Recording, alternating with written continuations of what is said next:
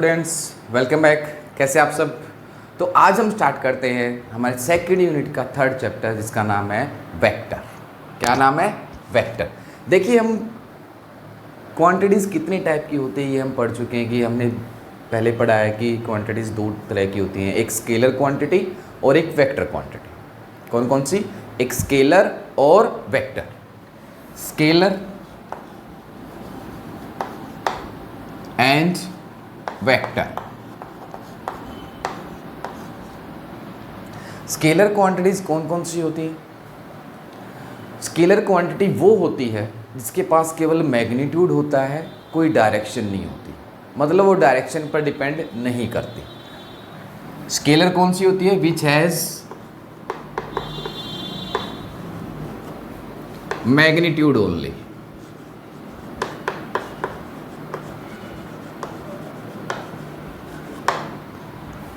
For example, जैसे मास है, time है, इनके पास कोई डायरेक्शन नहीं होती, ना ये डायरेक्शन पर डिपेंड करते। मास और टाइम ये कैसी क्वांटिटी है? Scalar quantity. ठीक है। अब वेक्टर क्वांटिटी कौन सी होती है?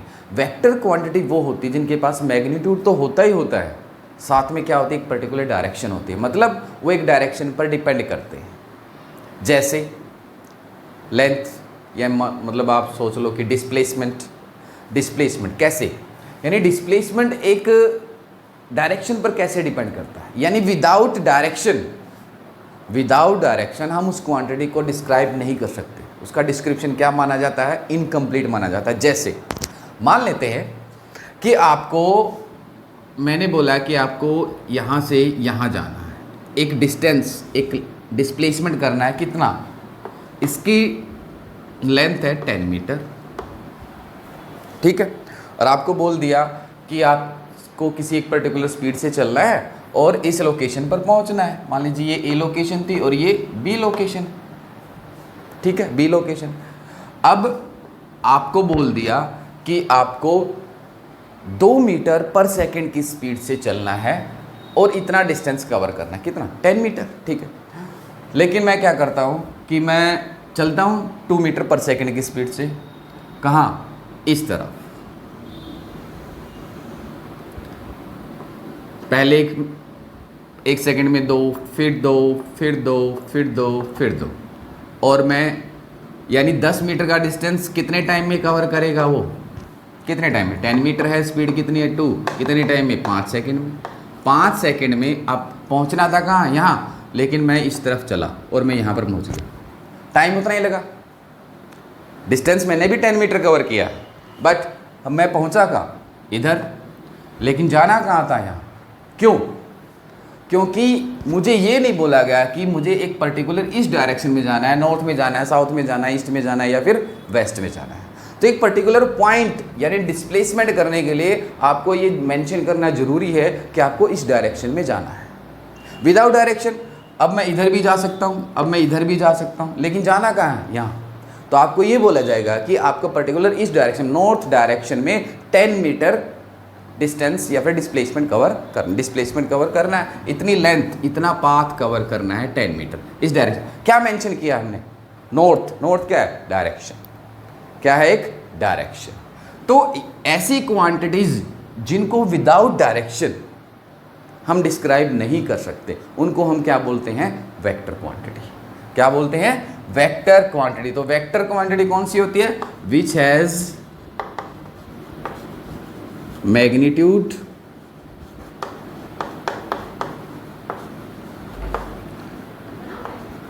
as well as direction. और ऐसी बहुत तरह की क्वांटिटी होती हैं, जैसे फॉर एग्जांपल डिस्प्लेसमेंट हुआ, वेलोसिटी हुई, फोर्स हुई, एक्सेलेरेशन हुआ। ऐसी बहुत सारी क्वांटिटीज आपको मिलेगी जिनको विदाउट डायरेक्शन हम एक्सप्लेन नहीं कर सकते, जिनको हम विदाउट डायरेक्शन हम उनको डिस्क्राइब नहीं कर सकते। उन क्वांटिटीज को हम क्या बोलते हैं? वेक्टर। ठीक है। ये तो हो गया वेक्टर की वेक्टर क्वांटिटी होती क्या है। अब हम वेक्टर क्वांटिटी को एक्सप्रेस कैसे करेंगे? How we do express a vector quantity. Vector quantity को हम दिखाएंगे कैसे, शो कैसे करेंगे, कैसे पता लगेगा जैसे आप कोई भी चीज़ पढ़ते हो कि आपको कैसे पता लगेगा कि ये एक वेक्टर क्वांटिटी है, हम एक्सप्रेस उसको कैसे कर सकते हैं। मान लेते हैं क्वांटिटी आपके पास ए, फॉर एग्जाम्पल आपके पास एक क्वांटिटी है ए और जो कि वेक्टर है, तो वेक्टर के लिए हम क्या करेंगे, वेक्टर को डिस्क्राइब करने के लिए, शो करने के लिए हम उसको दो तरह से एक्सप्रेस कर सकते हैं। एक फर्स्ट वन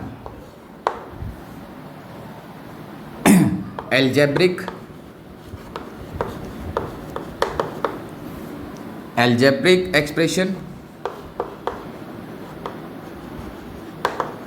और दूसरा ज्योमेट्रिकल एक्सप्रेशन।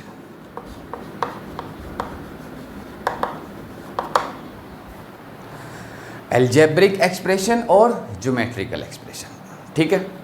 एल्जेब्रिक में हम कैसे शो करेंगे, मान लीजिए ए आपके पास एक क्वांटिटी है जो कि वेक्टर, ठीक है, क्या है, एक वेक्टर क्वांटिटी है। हम एक वेक्टर क्वांटिटी को कैसे शो करते हैं, देखिए पहले क्या होता था कि पहले जब बहुत सारे राइटर या बुक वगैरह लिखते थे तो पहले क्या यूज़ करते थे, एक वेक्टर क्वांटिटी को बोल्ड लेटर्स में लिखते थे।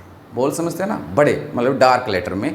लेकिन उसको समझते हुए काफ़ी बार हम क्या करते थे, बच्चे इग्नोर कर देते, उनको समझ में नहीं आता था कि एक वेक्टर है या स्केलर है। लेकिन कुछ टाइम बाद क्या हुआ कि उनको लिखने का एक पर्टिकुलर नोटेशन बनाई गई, और वेक्टर क्वांटिटीज़ को जो लिखते टाइम हम एक्सप्रेस करते हैं वो कैसे करेंगे, जैसे ए एक वेक्टर क्वांटिटी, हम इसको कैसे लिखेंगे, ऐसे। कैसे लिखेंगे, ऐसे। ए कोई भी क्वांटिटी उसके ऊपर हम क्या लगाएंगे, एक एरो। जहाँ पर भी आपको किसी भी क्वांटिटी के ऊपर, किसी भी लेटर के ऊपर आपको ये मिल जाए एरो का निशान, तो समझ जाना कि वो कैसी क्वांटिटी है, एक वेक्टर क्वांटिटी है, ठीक है। तो एक वेक्टर क्वांटिटी में क्या क्या चीज़ होती है, क्या क्या कंटेंट होता है उसमें, कंटेंट क्या क्या होता है, एक वेक्टर क्वांटिटी में कंटेंट क्या क्या होता है, ठीक है। देखो फर्स्ट उसके पास क्या होता है, मैग्नीट्यूड। क्या होता है, मैग्नीट्यूड, ठीक है। अब ये तो होगी एक वेक्टर क्वांटिटी। अब मान लो एक सिंपल लेटर, ये एक है, इसको हमने क्या किया, ये हमें क्या दिखाता है, ये हमें क्या दिखाता है, उसका मैग्नीट्यूड ओनली। अगर कोई सिंपल लेटर कोई क्वांटिटी है, बिल्कुल एक लेटर में लिखी गई है, तो उसको हम क्या, ये हमें क्या बताएगा, एक मैग्नीट्यूड। इसको हमें वेक्टर में कन्वर्ट करना है, यानी हमें ये वेक्टर है और हमने ये लिखा, और इसको वेक्टर में शो करने के लिए हम क्या करते हैं, वेक्टर के पास क्या क्या होनी चाहिए, क्या क्या होनी चाहिए, मैग्नीट्यूड और डायरेक्शन। अगर सिंपल ए है, ये हमें क्या दिखाएगा, मैग्नीट्यूड। मैग्नीट्यूड को हम दो तरह से लिख सकते हैं, एक तो सिंपल लेटर है तो आप समझ जाना वो हमें क्या बताएगा, उसका केवल मैग्नीट्यूड। दूसरा तरीका क्या होता है, हम क्या लिख सकते हैं, जैसे एक वेक्टर क्वांटिटी है, ये एक वेक्टर है और यहाँ पर ऐसे दो बार लगा दें। इसका भी मतलब क्या है, ये दोनों इक्वल है, ये दोनों का मतलब क्या है, एक ही मतलब है। ये हमें क्या बताएंगे, उस क्वांटिटी का केवल मैग्नीट्यूड। अब दूसरी चीज क्या होती है उसमें, डायरेक्शन। क्या होती है, डायरेक्शन। डायरेक्शन को हम कैसे शो करते हैं, डायरेक्शन को हम कैसे शो करते हैं, जैसे एक ये क्वांटिटी, ठीक है, इसको हमें वेक्टर में कन्वर्ट करना है, तो हम इसको क्या करेंगे, इसके पास मैग्नीट्यूड तो है बट इसके पास डायरेक्शन और हमें दिखानी पड़ेगी। डायरेक्शन को दिखाने के लिए हम क्या करते हैं, एक ऐसी क्वांटिटी से इसको मल्टीप्लाई कर देते हैं जिसके पास केवल क्या होती है, डायरेक्शन। केवल डायरेक्शन की नोटेशन के लिए हमने क्या किया, एक ऐसे टर्म से हमने इसको मल्टीप्लाई किया और उसको क्या बोलते हैं, ये ए कैप। ए कैप का मतलब क्या है, ये भी क्या है, इसके पास क्या है, डायरेक्शन। डायरेक्शन वाले को हम क्या बोलते हैं, वेक्टर। ये एक ऐसे क्वांटिटी, ऐसा वेक्टर है जिसका मैग्नीट्यूड क्या होता है, 1, क्योंकि 1 को अगर हम किसी भी चीज़ से, किसी भी क्वांटिटी से मल्टीप्लाई करेंगे तो उस पर कोई इफेक्ट, उसके मैग्नीट्यूड पर कोई इफेक्ट नहीं पड़ेगा। तो हम दोनों को मल्टीप्लाई करते हैं और ये दोनों, एक तो मैग्नीट्यूड को इससे मल्टीप्लाई कर दो, ये भी क्या बन जाएगा, वेक्टर। ये किसके इक्वल हो जाएगा, ये। हम इसको ऐसे लिख सकते हैं। ये हमें क्या बताएगा, केवल डायरेक्शन। क्या बताएगा, डायरेक्शन। इसका मतलब है कि उसकी ये केवल और केवल हमें डायरेक्शन बताएगा कि इस प्रकार इस डायरेक्शन में है, ठीक है। तो कंटेंट क्या क्या होते हैं एक वेक्टर क्वांटिटी के पास, मैग्नीट्यूड और डायरेक्शन। अलजेब्रिक में हम ऐसे लिखेंगे एक वेक्टर क्वांटिटी को, ठीक है। अब सिंपल ए का मतलब क्या है, सिंपल ए कोई भी क्वांटिटी, एक सिंपल लेटर है आपके पास, वो हमें क्या बताएगा, वो कैसी क्वांटिटी, एक स्केलर, मतलब उसके पास कोई डायरेक्शन नहीं है। लेकिन अगर आपके पास ये लिखा हुआ है ए, ऊपर एरो है तो समझ जाना क्या है, क्या बताएगा हमें कि कैसी क्वांटिटी है, ये एक वेक्टर क्वांटिटी है। कैसी क्वांटिटी है? वेक्टर क्वांटिटी है। अब दूसरा तरीका, एक वेक्टर को ज्योमेट्रिकली हम कैसे एक्सप्रेस कर सकते हैं, कैसे दिखाते हैं ज्योमेट्रिकली। अब मान लेते हैं हमारे पास एक क्वांटिटी है, मैंने इस एक क्वांटिटी ली, ये वेलोसिटी v1, ठीक है, और ये मैंने इसको ऐसे लिख दिया v2, ठीक है, और एक मैंने ऐसे लिख दिया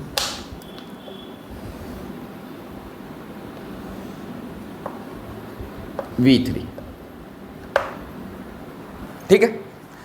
इसका मतलब क्या है, ये जो लाइन है, ये जो एरो हम बना रहे हैं, ये एरो हमें क्या दिखाता है, एरो हमें क्या दिखाएगा,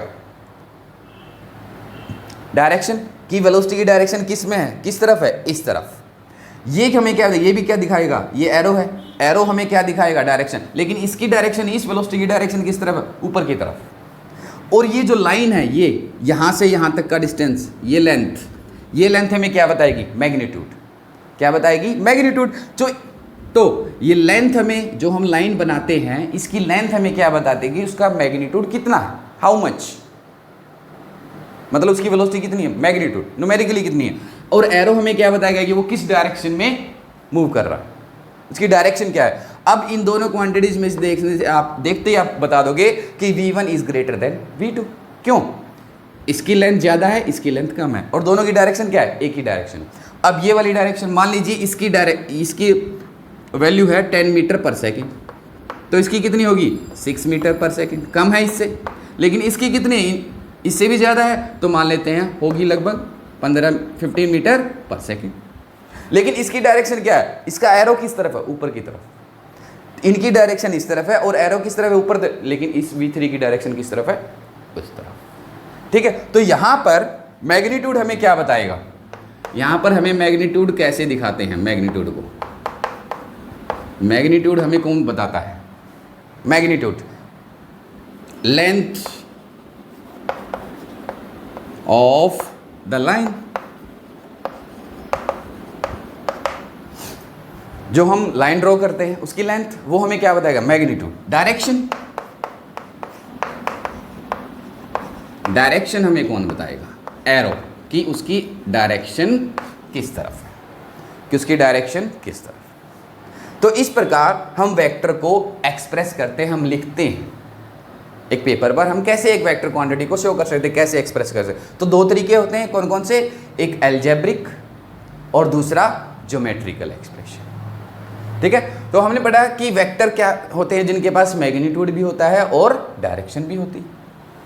वेक्टर को हम एक्सप्रेस कैसे कर सकते हैं, क्या सिंबल होता है, उसके ऊपर, उस क्वांटिटी के ऊपर आपको क्या मिलेगा, एक एरो का साइन दिखेगा, ठीक है। मैग्नीट्यूड हमें क्या बताता है, मैग्नीट्यूड कैसे लिखते हैं, डायरेक्शन हम कैसे लिखते हैं, कैसे दो तरह से हम उसको एक्सप्रेस करते हैं। ये ज्योमेट्रिकल एक्सप्रेशन है उसका, और ये अलजेब्रिक है, और ये आपका ज्योमेट्रिकल एक्सप्रेशन, ठीक है। तो एक बार इसको नोट करिए, फिर हम करते हैं कि वेक्टर्स कितने टाइप के होते हैं, कौन कौन से वेक्टर होते हैं, नोट करिए जल्दी। तो आइए बच्चों, अब पढ़ते हैं टाइप्स ऑफ वेक्टर, कि वेक्टर कितने टाइप के होते हैं। मेनली वेक्टर्स दो तरह के होते हैं, ठीक है। कौन कौन से, first polar vector, polar vector, और दूसरा सेकंड टाइप कौन सा होता है, axial vector.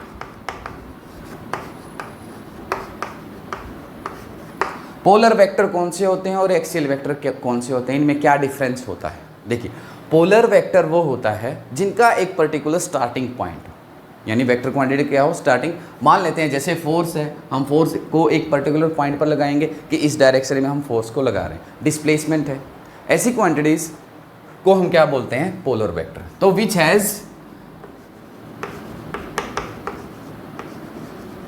A fix starting point, उनको हम क्या बोलेंगे, पोलर वेक्टर, ठीक है। फॉर एग्जाम्पल डिस्प्लेसमेंट,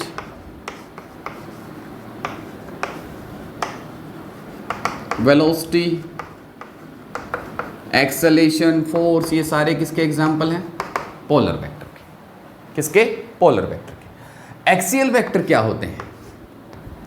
ऐसे वेक्टर जो हमें ऐसा इफेक्ट देते हैं, कैसा?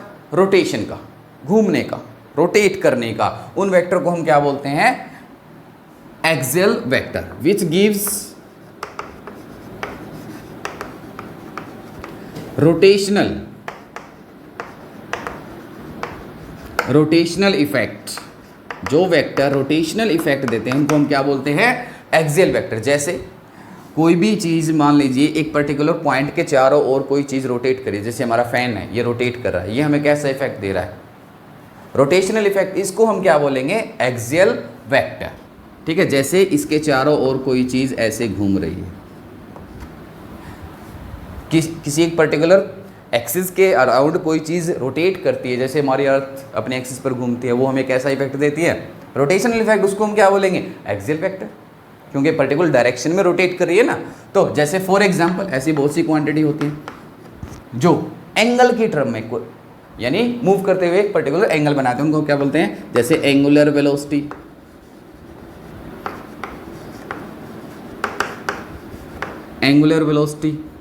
एंगुलर एक्सेलेरेशन,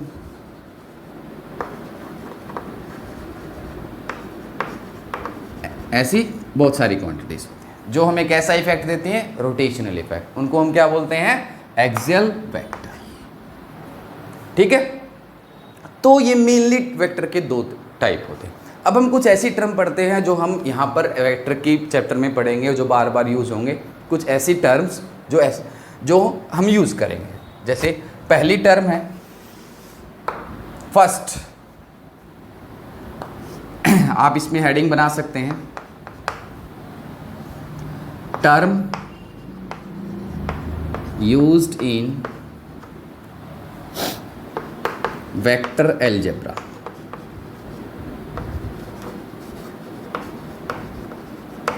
ठीक है, फर्स्ट कौन सी यूज होगी? First modulus of vector. Modulus of vector ये क्या होता है? Modulus of vector, modulus of vector क्या होता है? मैग्नीट्यूड। एक वेक्टर क्वांटिटी का मैग्नीट्यूड उसका क्या कहलाता है? Modulus of mag. तो मैग्नीट्यूड इसका मतलब क्या है? Magnitude of a vector quantity. जैसे कोई एक क्वांटिटी है, जैसे वेलोसिटी है, ये एक वेक्टर है। अगर हम यहाँ पर इसके दोनों तरफ क्या लगा दें, इसका क्या मतलब है? Modulus of a vector. और ये किसके इक्वल हो जाएगा? v के। इसको हम ऐसे, ये और ये सेम, हम मॉडुलस ऑफ ए वेक्टर को आप इस प्रकार से भी लिख सकते हो और इस तरफ से भी लिख सकते हैं। तो ये क्या होता है? Modulus of a vector. ठीक है, सेकंड जो हम पढ़ेंगे यूनिट वेक्टर। क्या होता है यूनिट वेक्टर? देखिए,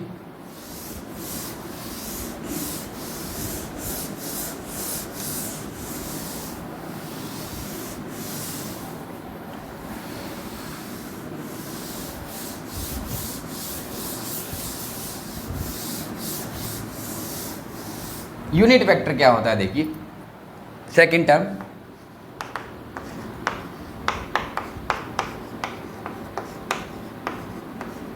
यूनिट का मतलब क्या था? वन। वेक्टर ऐसी क्वांटिटीज के पास एक पर्टिकुलर डायरेक्शन हो। ठीक है, यूनिट वेक्टर कौन सा होगा? Which has one magnitude. क्या होगा? वन मैग्नीट्यूड, यानी जिसकी मैग्नीट्यूड की वैल्यू कितनी हो? 1। जिसका मैग्नीट्यूड क्या हो? 1। अब ऐसे वेक्टर को हम कैसे शो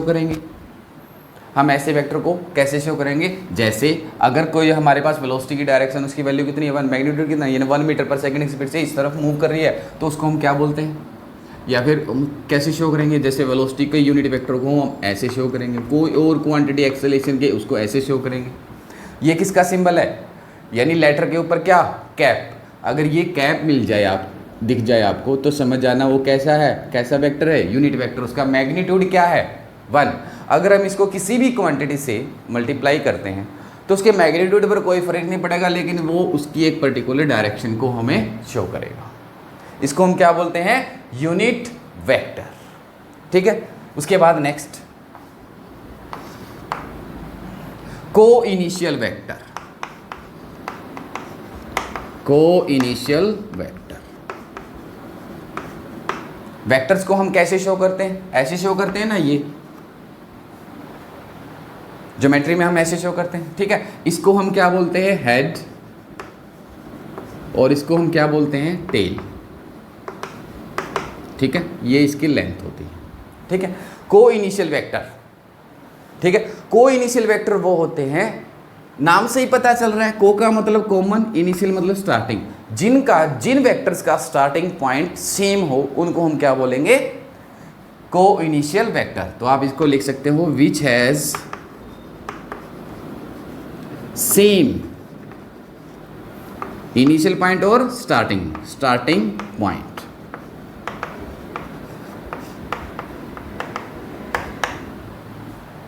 जैसे एक वेक्टर ये है ए वेक्टर, दूसरा वेक्टर ये है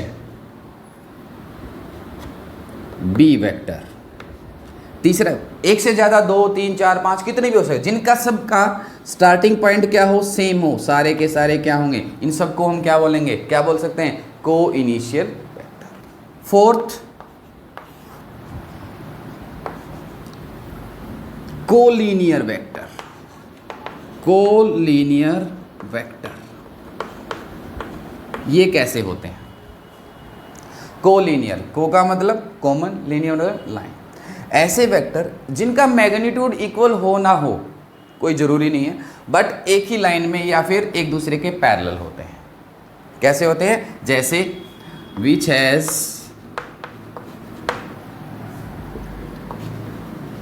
इक्वल मैग्नीट्यूड भी हो सकता है और अनइक्वल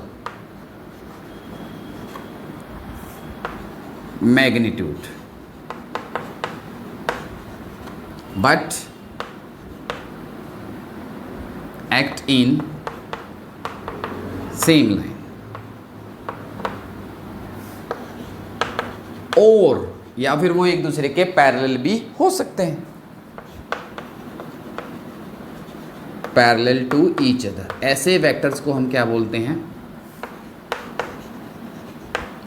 क्या बोलेंगे? Collinear vector. जैसे ये एक वेक्टर है ए, ये दूसरा वेक्टर है बी, ए वेक्टर बी वेक्टर, मैग्नीट्यूड आपको साफ दिखाई दे रहा है, क्या अलग अलग है, बट एक ही लाइन में, इनको भी हम क्या बोलेंगे? Collinear vector. या फिर एक ये वेक्टर या फिर ये वेक्टर, मैग्नीट्यूड सेम हो सकता है, ठीक है, सेम हो भी सकता है और ना भी, बट ऐसे वेक्टर्स लेकिन जो या तो पैरेलल हो डायरेक्शन, या फिर क्या हो? एक ही लाइन में हो, बट जरूरी नहीं कि मैग्नीट्यूड सेम हो, उनको हम क्या बोल सकते हैं? Collinear vector. क्या बोलेंगे? Collinear vector. ठीक है, नेक्स्ट देखिए, negative vector. Negative vector, negative vector कौन से होते हैं? नेगेटिव नाम से ही पता चल रहा है, जो vector which has same magnitude but opposite in direction, opposite in direction, उनको हम क्या बोलेंगे? Negative vector. जैसे एक ये वेक्टर है ए, एक ये वेक्टर है, बट डायरेक्शन क्या है? अपोजिट। ऐसे वेक्टर्स को हम क्या बोलेंगे? जिन वेक्टर्स की का मैग्नीट्यूड सेम हो बट उनकी डायरेक्शन क्या हो? एक दूसरे के अपोजिट हो, उनको हम क्या बोलेंगे? Negative vector. ठीक है, next equal vector. Equal vector कौन से होंगे? इक्वल वेक्टर वो होते हैं जिनका मैग्नीट्यूड भी सेम हो और डायरेक्शन भी सेम। ऐसे वेक्टर को क्या बोलेंगे? सेम मैग्नीट्यूड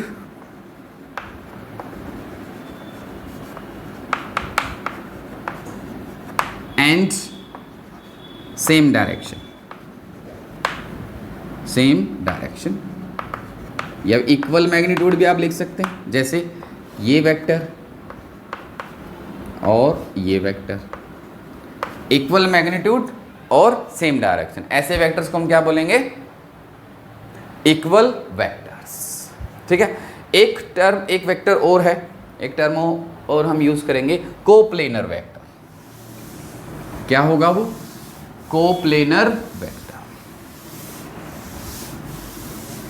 कोप्लेनर कौन सा होता है? देखिए, कोप्लेनर, प्लेनर, प्लेन मतलब समझते हैं, कोप्लेनर वेक्टर। पहले तो ये देखिए कि प्लेन होता क्या है। हमने पढ़ा हुआ है कि जैसे कोऑर्डिनेट एक्सिस में हम बनाते हैं एक्स एक्सिस, जैसे ये हमने एक्स एक्सिस बनाई, और ये वाई एक्सिस, और ये क्या होती है हमारी जेड एक्सिस। जैसे इस बोर्ड को ही देख लीजिए, ये वाली को हम एक्स एक्सिस मान लेते हैं, ये वाली को वाई एक्सिस। तो ये वाली जो है ये कौन सा प्लेन होगा? इसको हम क्या बोलेंगे? जैसे ये एक्स है, ये वाई है, ठीक है, ऐसे। तो ये वाला क्या होगा? X Y plane. कौन सा होगा? जेड एक्सिस कैसे होती है? तीनों परपेंडिकुलर होते हैं, जेड एक्सिस ऐसे होती है, जेड एक्सिस ऐसे।